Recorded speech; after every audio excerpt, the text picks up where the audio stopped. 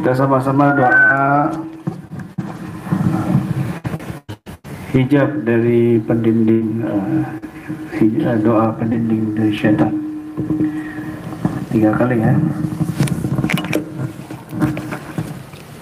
Bismillahirrahmanirrahim. Allahumma innaka sallata alaina aduwan basira min uyubina yarana huwa wa qabiluhu min haythu la narahum. Allahumma fa'izu minna kama yasu min rahmatik wa kannitu minna kama kannatahu min afwik وباعد بيننا وبينه كما باعدت بينه وبين جنتك إنك على كل شيء قدير.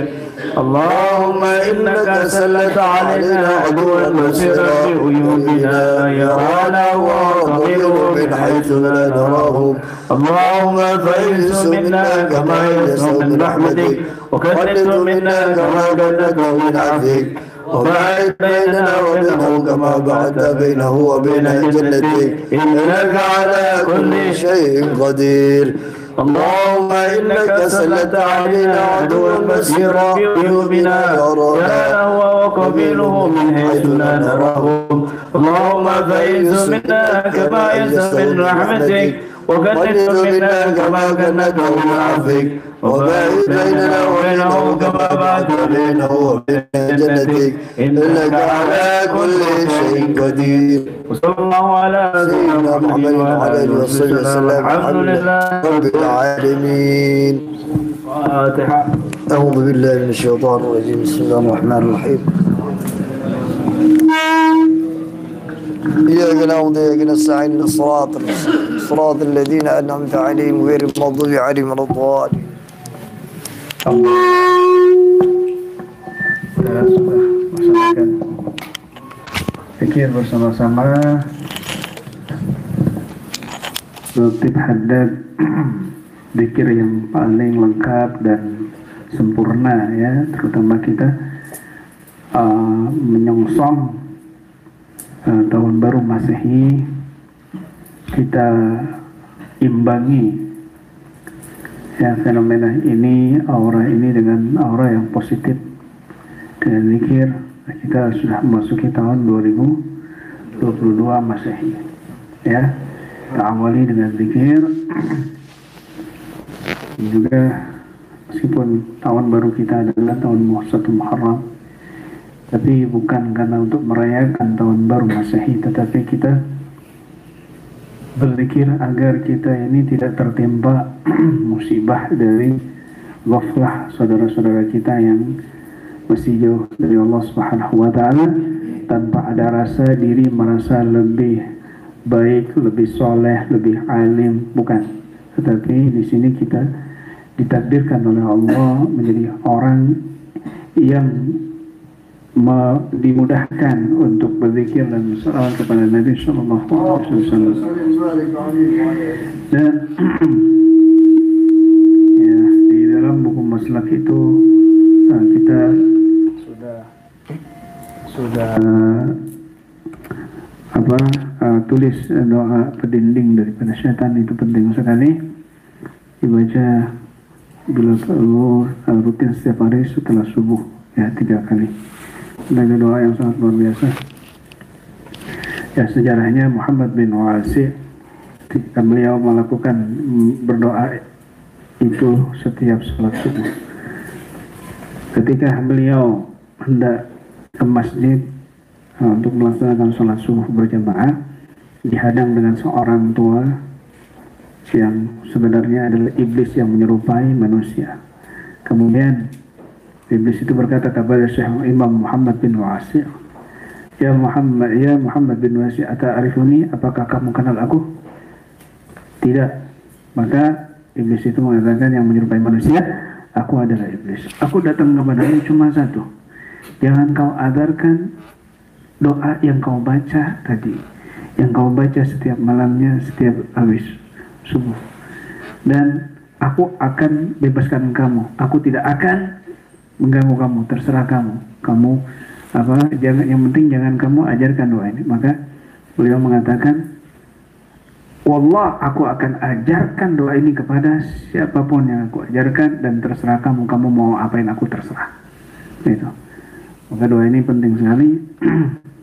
Dan alhamdulillah dengan doa-doa ini kita bisa mengetahui tipu muslihat jin.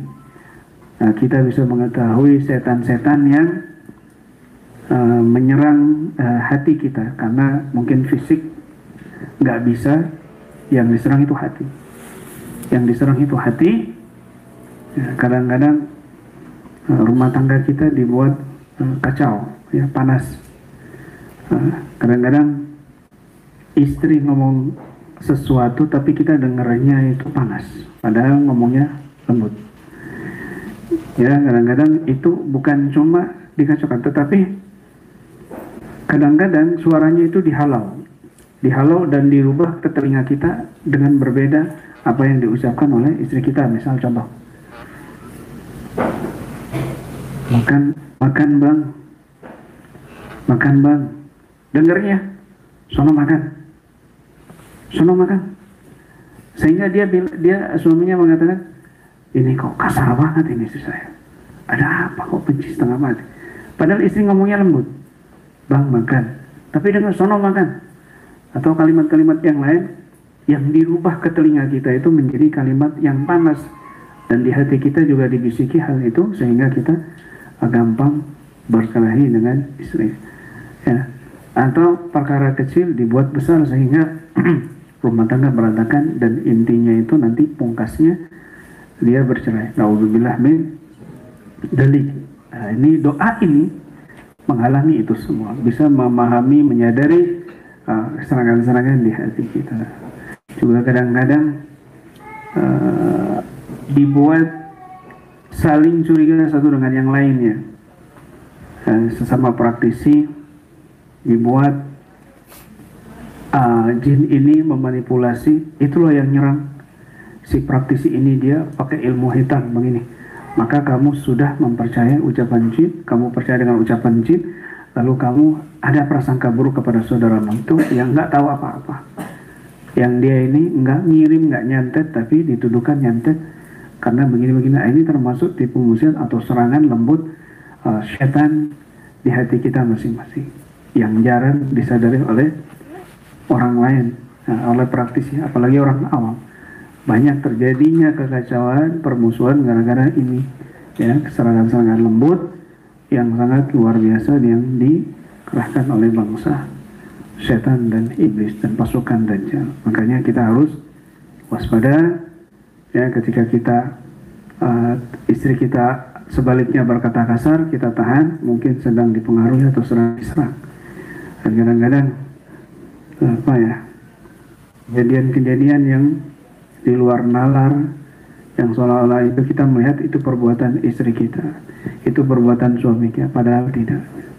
Ada sampai membahirkan, menampakkan perbuatan yang mungkin selama ini serangannya gaib, tapi sudah sampai nyata dalam bahir, ya, kadang-kadang menyerupai suara-suara orang-orang yang kita kenal.